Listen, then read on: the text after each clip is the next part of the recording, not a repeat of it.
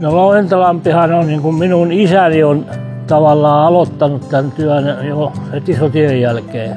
Mä olin itse armeijassa 64 vuonna ja 65 tammikuussa pääsin pois ja sitten siitä lähtien olen ollut koko ajan ja kivitöissä. 94 perustettiin sitten poikien kanssa Louhintalampi Oy. Mehän tehdään ihan kivestä melkein mitä vaan. Maisemakivet olisi se oikea nimike, millä tehdään, mutta siihen sisältyy torin pintoja ja talon seiniä ja rappukiviä ja tämmöisiä portin tolppia tehdään jonkun verran. Kampin tori Helsingissä, sinne on mennyt, musiikkitalolle on mennyt ja nyt on nämä eduskuntatalon kivet.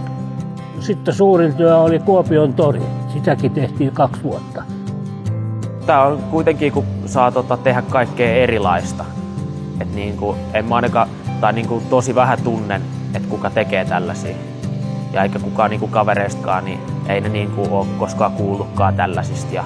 Me asutaan ihan pari kilometriä tohon suuntaan ja sitten Sami asuu taas pari kilometriä tohon suuntaan ja sitten taas ja mun pappa, niin se asuu kans tuolla pari kilometriä, et ihan tässä lähietäisyydellä. Melkein sahan ääni kuuluu kotiin asti.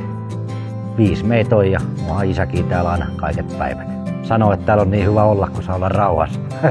Ei kukaan komentele niin kuin kotona.